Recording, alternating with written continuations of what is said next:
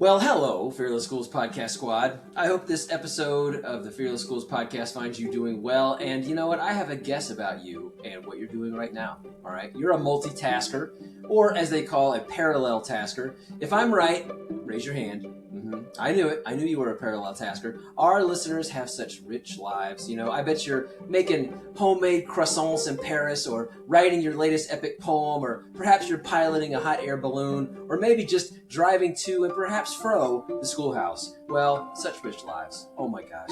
So hey, listen, if you're doing that last thing, please do us a favor. Keep your hands at 2 and 10. Keep your eyes on the road, and don't let the inspiring educational deliciousness of this episode distract you from the road, okay? Because yes, we are going to bring you the best in pedagogical and leadership content, but gosh, by golly, safety, please, is job number one. All right, so if you feel yourself getting so inspired by today's guest that your driving is compromised, just pull over and let our guests' wondrous insights safely saturate and connect your synapses, because that's going to happen. All right. So with safety in your mind, hey, guess what? I'm Dr. Drew Tomlin, your podcast valet and middle school administrator with over 30 years experience at the schoolhouse. And with me is the director of professional learning with Creative Leadership Solutions. That's right. It's the one and only Dr. Ann McCarty. What's going on, Dr. Ann? 10 and 2 and 10. 10 and 2? 2 and 10. I think this one's going to be a ride.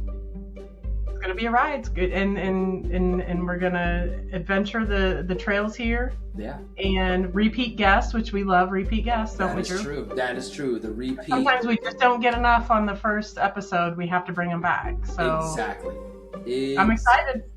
Colleague, friend, amazing educator. Let's do it. There you go. All right. So, yep, hands at 2 and 10. Go ahead and adjust those mirrors before we hit the road. Buckle up, because here we go. All right. So, listen, our very special guest, as Dr. Ann mentioned, back for a second round on the Fearless Schools podcast, this time flying solo as a guest. All right. So, last time was Dr. Cedric Gray. So, if you haven't listened to that episode, go back into the history, into the archives, and check that one out. All right. So, right now, listen, we have every confidence that she's going to be able to fly our friendly skies solo and do so with flying colors. She is a practicing educational leader, consultant, author, keynote speaker, and past NAESP fellow. She is the author of 2 outstanding books. She leads The Women's Guide to a Career in Educational Leadership and Principal Ed, or Principled, I'm going to have to ask about that one, Navigating the Leadership Learning Curve. In her own words, she loves to travel as she works hard and plays hard. And if she isn't busy with all things education, you can find her relaxing on a remote beach or in the mountains bow hunting elk. So knock, knock. Who's there? You know who it is. It's our very special and awesome guest, Dr. Rachael George. How's it going, Dr. George? Rachel, what's up? It is good. Glad to be here with you guys. Good to see you again. Hooray, hooray. So, Rachel. Yep, welcome back to the podcast. Okay, so I wanted to go ahead and get that out of the way. Is it Principal Ed or Principled? Ooh, principled. But I answer to all things, so okay. I'll take it anyway. So there you go. We're just glad they're reading it, leaning into it, and embracing that learning curve, because it's darn hard out there. That is true. That is true. So speaking of difficult things, or just to get us warmed up, we know that it's sometimes hard to find the right food to keep us sustained in times of challenge or times of triumph. So last time you were on the show, we found out that your favorite food was in kind of the Mexican food genre. Is that still true today? Or is there another food item satisfying the old taste buds? Well, I don't think you can ever go wrong with Mexican food, especially like spicy margaritas, anything with some spicy heat to it. Yes. But, when you hit like 40 and over, there's this thing called protein. But apparently you're supposed to have like 100 grams of protein. Been on kind of a protein kick, so trying to get that in every possible way, including through Mexican food. Okay. Would you ever add protein to your margarita? I was going to say they found very creative ways to work in protein. You know what? I did not realize there's a thing called clear protein, like clear whey protein. And it's like you can drink it, you can add it to stuff. Oh my gosh. Yeah. No, that's been in like 5 different drinks of mine this week. Oh it's my such gosh. And then you have like 20 grams of protein down the hatch. There you go. Perfect. Clear protein. All right. So first of all, I'm sure you've got some sort of, big coupon coming to you from the Clear Protein, distributors out there. And good luck with that. I'll make sure to give you a kickback. Hey, why not? Or just ship some Clear Protein my way. Can never get enough of that good stuff. So, hey, speaking of good stuff, always curious to know, as an educational superhero, you've got an origin story as you are, flying around your great state of Oregon, solving all kinds of superhero issues. So, with that, what kind of student were you? Yeah, what kind of a student were you? Who helped you learn? What kind of strategies worked for you or didn't work? Let's hear the story, Rachel. What's up? I would love to say like I was kind of a naughty, spicy, sassy, pushing the limits kind of student, but so not the case. That's I all was right. the I was the people pleaser. Like, don't redirect me. If you told me, "Hey, Rachel, you're supposed to raise your hand," like I'd be mortified. Um, so worked my tail off. Wanted to be acknowledged, like that perfectionism piece, right? And wanted the affirmations from my teacher. Interesting enough, though, those do not create good lifelong skills, right? Like think of like the perfectionism piece. Yeah. Ooh, that's hard to nail as a building leader or an educational leader at all. So really having to rethink that of like you live and stand in your own space, and how do you help other educational leaders do the same? Yeah. Because you're not always going to get that perfection or that positive affirmation. So I was also a student that struggled. My sister was and is, I should say, is Got you. incredibly intelligent, so smart, so smart. And I was definitely feeling a lack of confidence when I compared Hmm. myself to her. And I, for many years, was like, I'm not going to do anything with my life. Man, Becca's so smart. She's just going to kick my tail. Like, why even try? Yeah. And it was really, really helpful that my mom, who was an elementary principal, Hmm. would kind of pull me off to the side, and she'd say, Rachel, it doesn't really matter how smart you are. It matters how much you're going to like push forward, be driven, be motivated, Right. because that tenacity is really going to be what makes the difference in life. And I really appreciated that guidance and that lesson learned because that definitely has paid off tenfold. Right, right. Gosh, what a interesting combination. You've got the perfectionism that was kind of a fuel for your engine, but then you also struggled because of the comparison Mm-hmm. aspect of things. So that's a lot to work through. But it sounds like with your mom as an elementary school principal, would you say that she was the one or one of the key people in your life that was like, "Hey, this is what you are and what you need to be," and then did that inspire you to also go into leadership? Yeah, very much so. And it's interesting because she suggested it for a really long time, and Ah. it was too girly for me. I mean, you can see in my outfit right now, not super dressed up today. No kidding. But I thought, man, no, that's like people with applique, like jumpers, denim, the buttons, the holiday outfits. Like I can't do that. You know what I'm talking Oh about. yeah, yeah, I got you. I got you. I was like, Mom, I can't do that. Hence, working in fire for 11 years and then also teaching and working at the secondary level because I could wear some Carhartts. I could wear my fleece zip up and be just fine.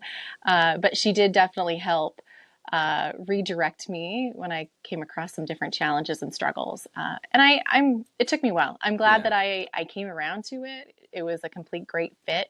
And I probably wouldn't have landed there if I wouldn't have had some of that gentle prodding along the way. there you go. There you So, go. so Rachel, because I knew about the firefighting, so I'm not sure if that caught Drew off guard or not. Talk about Yeah.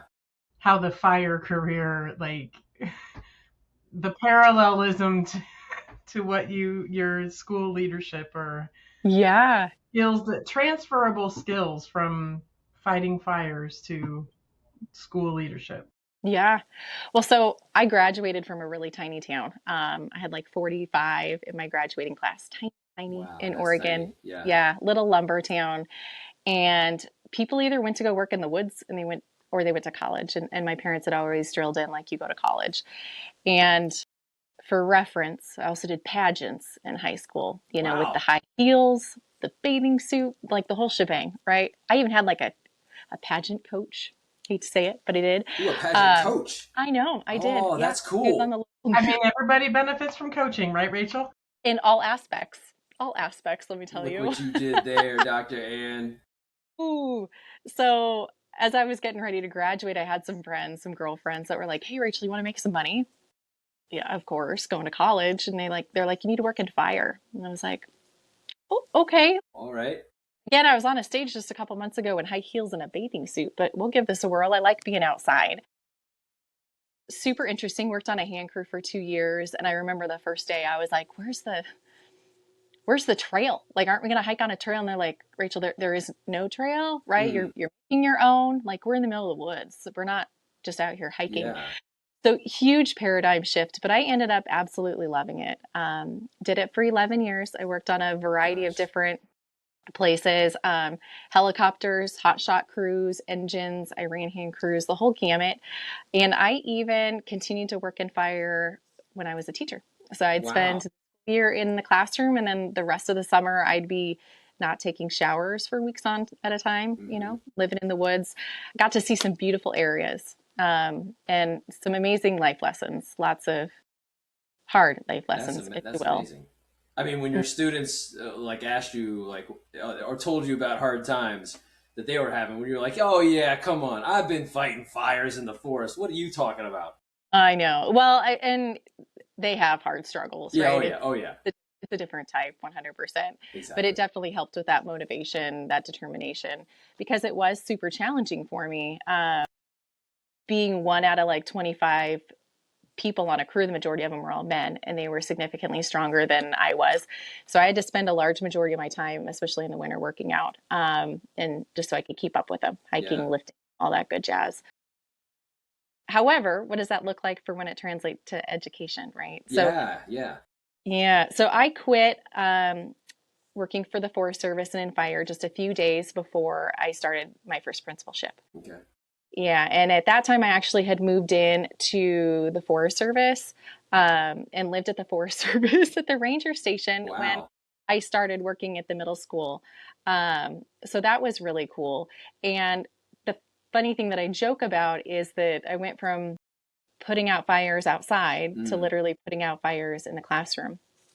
And the area that I started in down in Southern Oregon was pretty rough.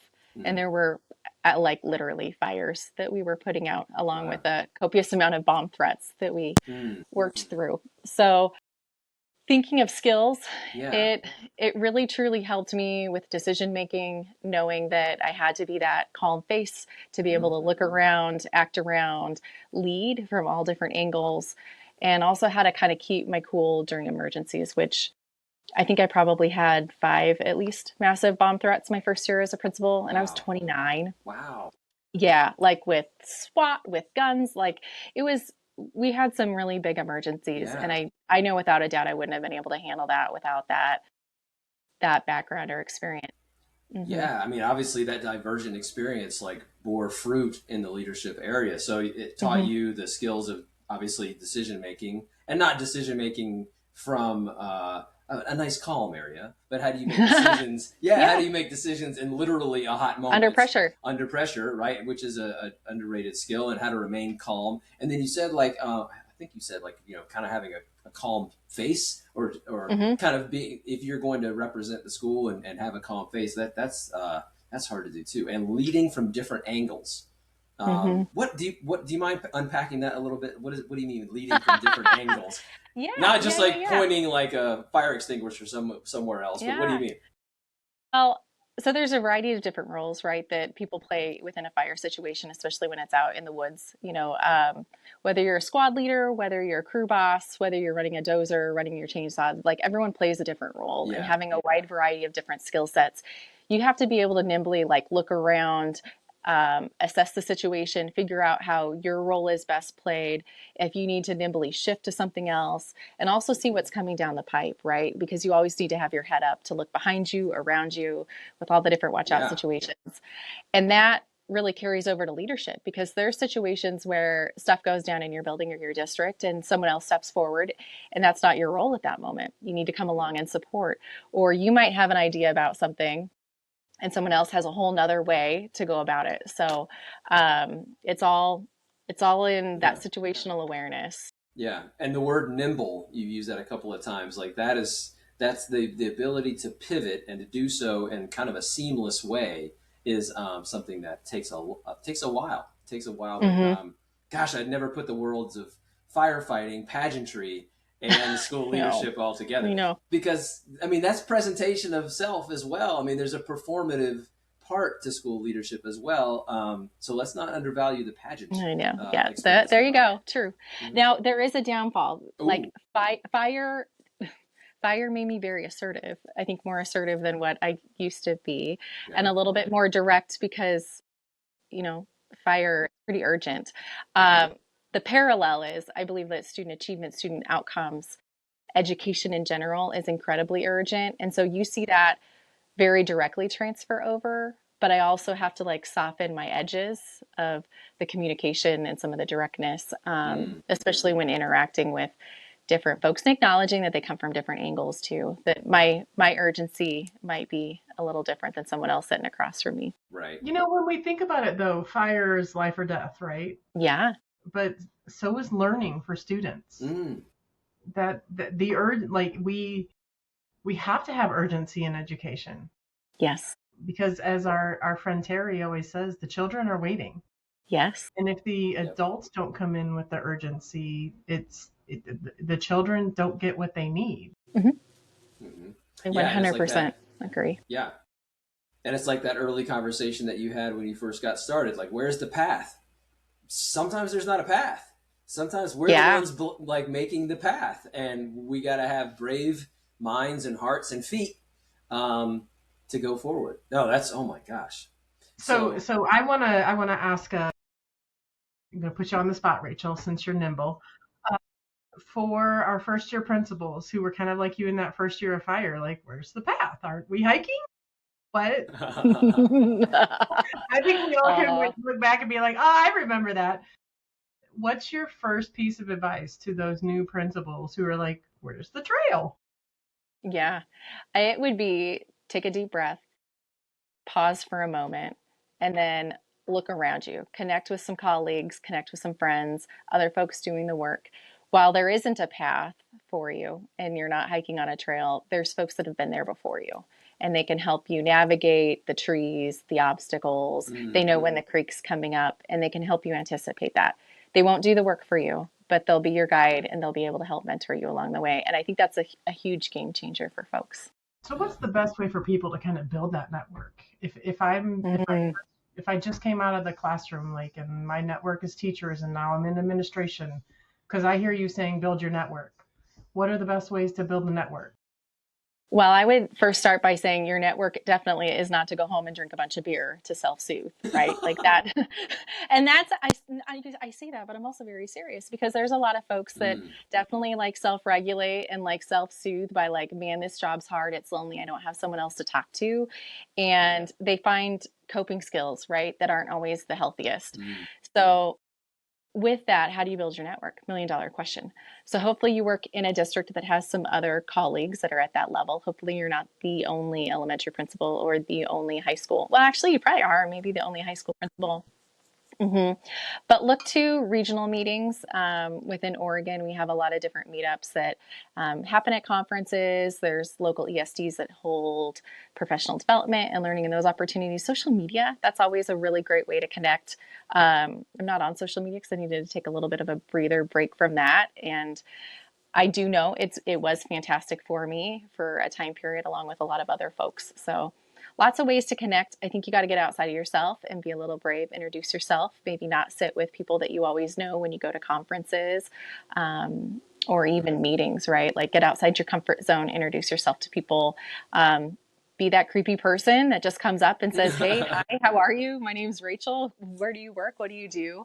My friend Kate Barker has taught me some amazing skills with that because I really just kind of want to keep quiet and put my head down and do the work, but they're a lifeline. That's cool. So takeaways there, Drew, because I know. So Drew always recaps takeaways for new principals. Like exactly. You don't know where the path is. Number one, build your network. And build your network by social media, joining state affiliations, getting out there, not sitting with people you normally sit with. And what I heard you say, Rachel, is the good old introduce yourself to people that you don't know. That uncomfortable, like, ooh, I have to meet new people thing. Right. We all have to live in that discomfort zone a little bit, you know. And I always find it so ironic. We ask kids to do that all day long, to sit with different kids and work in different collaborative groups. But we as adults sometimes we want to keep, you know, into our little roundabouts and say, I don't want to get off the road yet. So comfortable. It is.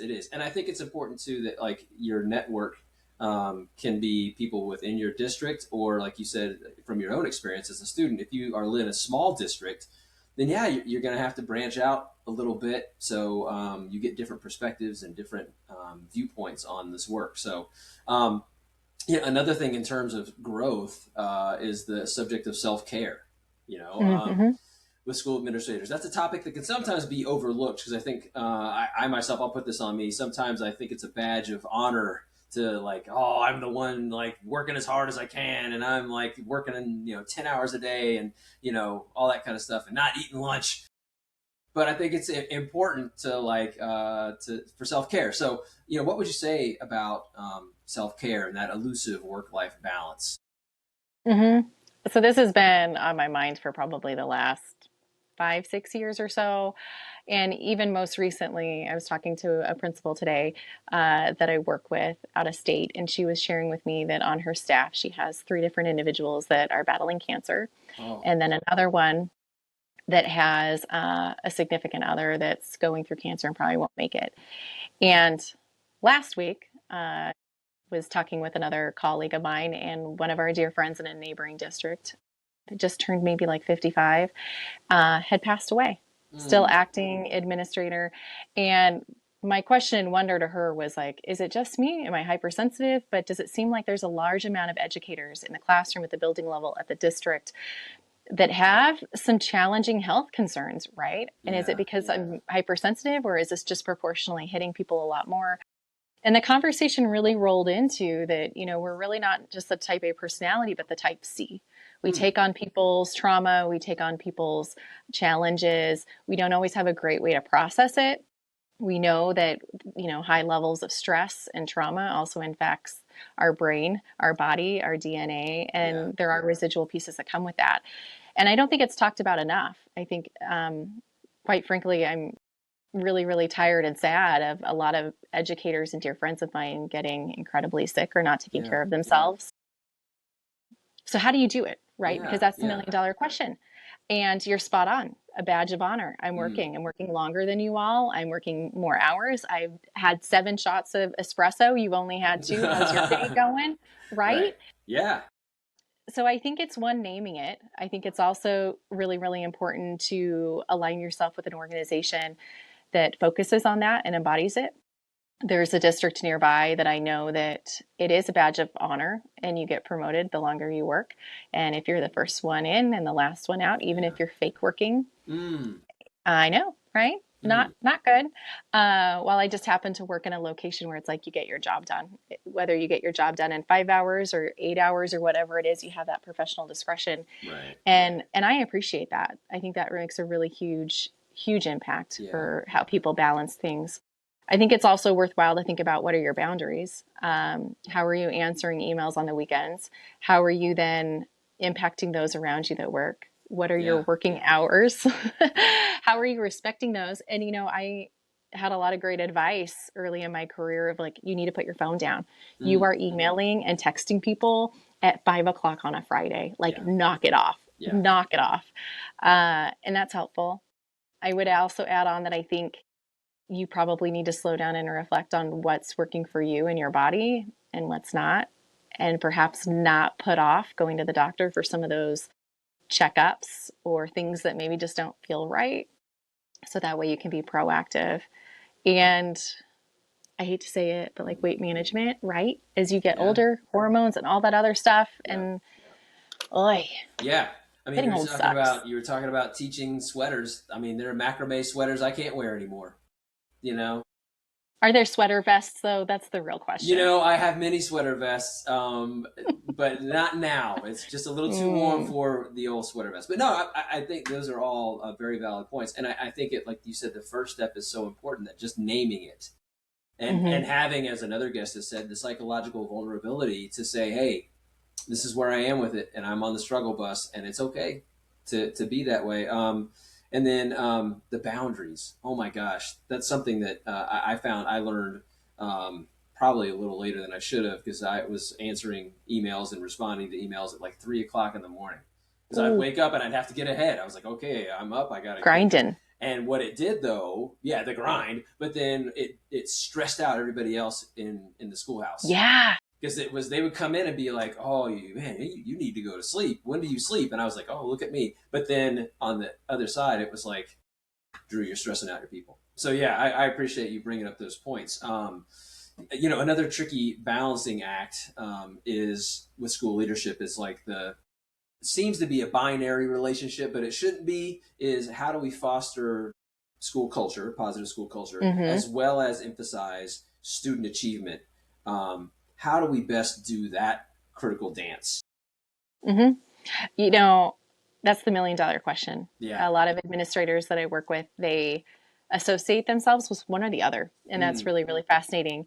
And the challenge is to merge them. And I know one building off the top of my head that's doing a phenomenal job. Cool. Their data is rocking it. They're having conversations about it. They're being intentional with looking and analyzing data, including how do you respond to it. But on top of that, you go to the building, the kids are happy, the principal's happy, the staff is happy, they're smiling, they're joking. They have such amazing things going on, special projects, special initiatives, special jokes that they're playing. You can just tell they genuinely like each other. Yeah. And they're truly a family. And it's fascinating because this person used to be more of a culture person and not an academic. And they've really stretched like themselves and worked out and lifted those weights to build that other side.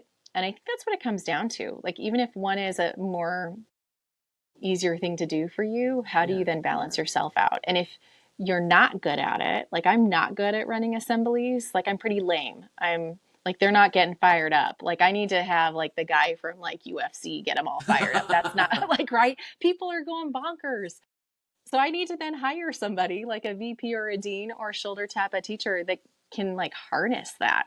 So that way they can help facilitate that and put people in the right spots. So I think it's that teeter-totter piece, always being aware, being mindful, and also cluing into where your staff are at the moment. Yeah, that's true. Because at different times of the school year, the adrenaline is either ebbing or flowing. So again, not to keep going back to the fire experience, but it goes back to the leading from different angles and knowing the different skills that people have and the different roles and stuff like that. And so knowing yourself and stretching your own roles, like you said, if you're a data person, then stretch yourself to be a culture person and vice versa. And then knowing where your team is with that, like who could lead this thing to build up school culture while I'm over here working on the data part. Again, the parallel tracks of this it's fascinating. So really good. So as I said before, you're a superhero. You've got a amazing origin story, and like spicy food, like it all comes together. So with that, the pageantry is still throwing me off. I know. Were you, with the pageantry, no, I'm going to go there. Did you have a talent portion? Thank gosh, I did not have to. I know. I'm so glad. No, it was like an interview, a gown competition, the bathing suit. But okay, small world story though. Okay. So like I was a senior in high school and it was like the Miss Teen Oregon stuff. And I think it was like the top 15. I made it to the semifinals. Did not kill it by any means. No, but one day I was sitting at Buffalo Wild Wings, like watching a football game, and I get this interesting text from the middle school principal in our district, and she had a picture of me from the pageant days, and she goes, "Look familiar?" And I was like, "No." Where did you get this? Like this, like I have one in my closet, like in the very back corner. What are you talking about? And I do have my trophy still, let me tell you. Lo and behold, right? I should just pull it out sometimes. She was in the same pageant. No. She was totally in the same pageant. She was like, I was in the same one. And then I'm like, how did you score? Like, where'd you land? She kicked my tail. She was like in the top 3. I was like, okay, good job, girl. Good job. All right. Yeah. So again, there's that's that comparison though. You gotta watch that perfection. Still a work in progress. I thought, if there's a talent portion, I was wondering if you were going to say, well, I set a fire and then I showed him how to put it out. But I'm did some push-ups. Exactly. With a pack on. Yep. No, so as a superhero and a pageantry person and all that kind of stuff, as a superhero, what are your superpowers that help you do your best work? Or some people might call them super habits. What would you say? Ooh, let's see, superhero powers, habits. Yeah. I would say if there's a challenge, folks would want me on their team. Good at brainstorming, good at delivery, and reliability. It'll get done. It'll get done well. Highly motivated and focused, like laser like, sometimes to a fault.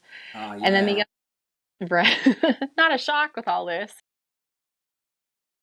I think the second piece of a superpower would be humbleness. I mess up a lot, and I'll own it. And when I overstep, I'll completely own up to that too. I'm a work in progress, and I think that vulnerability and ability to be able to acknowledge and then make it right, I think, is a huge skill set, because we can't be perfect, and we're going to mess up in our jobs. And then the challenge is, how do you then respond to it? Yeah.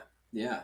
Yeah. So laser focused, I can see like the pure, like, the lasers coming out of your eyeballs, but then humbleness, and because you're a work in progress, but then if you mess up, you're going to try to make it right. And that's great leadership for everybody. Goodness gracious. So on the other side of that coin, what's your kryptonite? What's something that challenges your work where you're like, oh, things coming out of left field, right? Things that you don't anticipate or expect and that throw you off a little bit.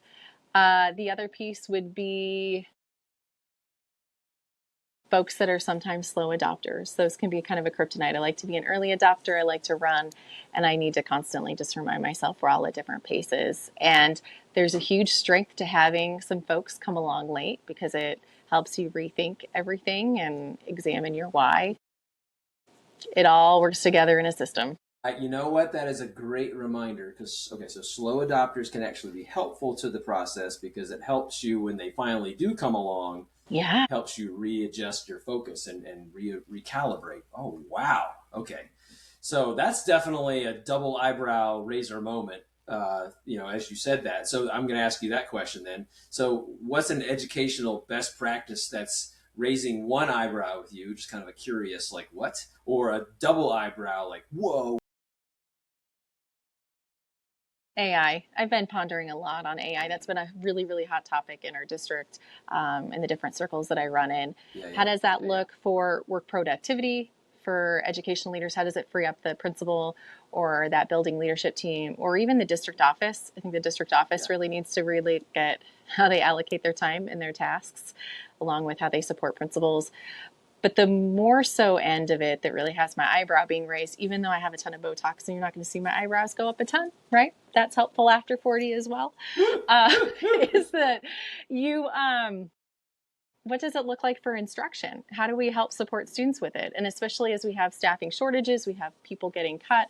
We're like on the merry-go-round of, I used to maybe be a middle school teacher and now I'm teaching kindergarten. Could AI be a great support for helping with student learning? Mm-hmm. What does that maybe look like in conjunction for core instruction, intervention, planning, and also ensuring that we still are teaching like high level critical thinking skills, and we have independent, strong students that are able to really truly run the world when their time is here. Yeah, that's right. And that those high level critical thinking skills, I also, not only do we want our students to have those skills, but I worry sometimes that AI could potentially take the high level critical thinking skills out of our teachers when they're doing their lesson plans.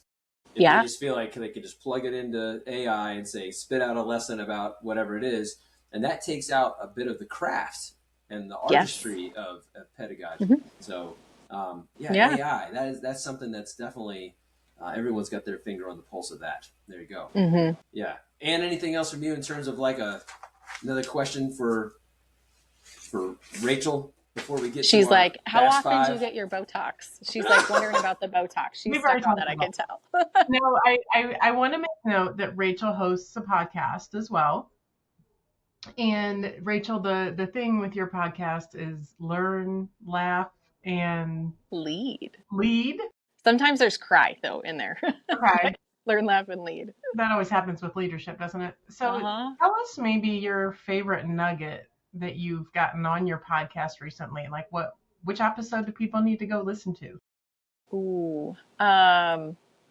Well, one of my favorites is the one that you're on with Allison around fearless instruction. That's so kind of you. And you did that on purpose. I did not. in addition to that, phenomenal one. Another key favorite that's coming out is one around budget cuts and how you kind of navigate those pieces. I think that that's kind of a hot topic across the nation right now for leaders at all levels, as well as this one has some really cool, interesting perspectives. What it takes to be a leader in 2026, what to stop doing, and what are some things that we really need to be cognizant about. We have some really awesome educational leaders, thought leaders, practitioners that are going to be on there. And so that should be dropping pretty soon. So I think that'll be a really nice one. But nugget worthwhile, though, is I really loved Jessica Cabine and Sarah Johnson with the self-care piece. That was super timely, super powerful. They've written a wonderful book about balance and leadership under the Lead Like a Pirate guidebook series. So that's a good thing to check out. That's cool. Cool. Yeah, thanks for giving us a preview of that stuff. That's awesome. So I think we're ready for the Fast Five. Well, bring it on. Bring it on? We're ready? I think we do. All right. Fire. All right, let's go. Let's crack open a big can of let's do this thing. Ready? So this is kind of like a verbal Rorschach test. So just whatever comes to mind. If you want to explain, you can. If you just want to, set it ablaze like the firefighter that you are, you can do it that way. Ready? Perfect. Here we go. Favorite historical figure? Theodore Roosevelt. National parks, conservation, all of the national forests. There you go. And a good mustache. Well, I wasn't picturing that piece. But yeah, okay. Well, there you go. Why not? Not that you have to adopt one. I'm just saying. Anyways, no, that's, yeah. All right. Won't be. Favorite book, either present day or if you want to go back in the day into your own student life? I'm going to get sappy. It's the Eat, Pray, Love. She went through some hard stuff, found her soul. I love that, like looking inward and finding who you are. So That's lovely. All right. Next one is first concert and then best concert. Black Hawk was the first concert. If you're not aware, it's like a country band. Yeah. You need to come to Oregon. I do. Understand country. I do. Yeah. Best concert ever, though, I would say there's two. The Eagles before, like when everybody was still intact and alive. Yeah. That was phenomenal. And then the Chicks. That was pretty good. Okay. All right. Cool. All right. Yes. So, last one. Favorite trip, either to take either real or fictional. She's probably a real one. Yeah, I'm going to tell you a real one and then one that's coming up. So I'm on like a little bucket list kick, and I have been. So swimming with whales off the coast of Moorea outside of Tahiti, phenomenal. They sing, you can feel them, you can see them. It's like one of the few places in the world that you're able to do that. It was life-changing. Singing with whales? No, they were singing. I wasn't singing. They were swimming, and you were near them. You were swimming in the wide open ocean with whales, which is pretty neat. What kind of whales are we talking about that are like vocalizers? Well, actually, I know whales do sing. They have songs. Yeah. Like full size, like whales? Like the size of a school bus. Yeah, where you're like, I hope it doesn't like flip and like jump on me. My gosh. I know. Okay. I have some good pictures. All right. Here's the next trip though coming up, and this is going to be a good one. Hiking, backpacking through the mountains of Nepal to get to the base camp of Everest. Not going past base camp because I don't feel like dying. Wow. But we're gonna go on like a little 14-day trek with some Sherpas to go check out base camp for my 45th birthday. Man, that is awesome, Rachel. That is, I thought I had an exciting life because I go to the grocery store. And I get a different snack that day. Oh my goodness gracious. Living on the edge. Yes. Well, I mean, has the backpacking trip, is that something that's been on your, like you said, your bucket list and you're like, this is it? This is the time? Oh, yeah. Well, like I read a book. That's usually how it starts with me. Read a book in high school, and I'm like, this is so cool. So I got into mountaineering, but then I'm like, oh, you can die, and like so that kind of like backed off a little bit. I know, but I was actually sitting in the airport in Kauai, getting ready to hop a plane a couple years back, and this gal, she's probably like 40-ish or so, said, "Yeah, I need to get back. I'm gonna go hike to Mount Everest," and I was like, "Girl, what you talking about? What plan? Have you been working out or what?" And she showed me like this amazing website, amazing company that does this all-inclusive piece. And I was like, that's awesome. I'm going to do that one day. And just decided to pull the trigger and go for it. So I actually was going to have it where like I like get to base camp and see the sun coming up over on my birthday. But then that kind of like, I didn't want to miss as many school days. So I pushed it back by a week. So it kind of aligned with spring break. So I was being a good educator and did some modifications. So I definitely am appreciative of that lady opening up my eyes to that opportunity. So yeah. But I mean, that goes back to the leadership lessons that you've already talked about. Like, sometimes it's just talking to somebody you don't normally talk to, like, and you never know what some serendipitous conversation can lead you towards. You know, I think that's really awesome. And then the other thing that I thought was cool was, this reminds me, is that, like you said, I would do this one day. And I read a book like a little while ago, but I keep on thinking about it every day. It's like, don't let one day be what you live by. You have to flip it and say, what's your day one? Yeah. So when you started to commit to this plan, that was your day one, and now look where you're going to go. That's just so cool. That's so cool. I'm excited. It'll be good. Yeah. Well, gosh, thanks for putting so much in our backpack as we take the leadership hike on the podcast and everything like that. So thanks for being here on the Fearless Schools podcast with us, Rachael George. Thank you. Yeah, you're welcome. Thanks for having me. Yeah, you know, our dear listeners were thirsty for a cool, refreshing glass of educational inspiration. And you said, you know what, I got this. And you poured them all of that pedagogical wonderfulness right in their glass all the way up to the brim. So thank you once again. And you know what, Fearless School podcast listeners, you know what you did.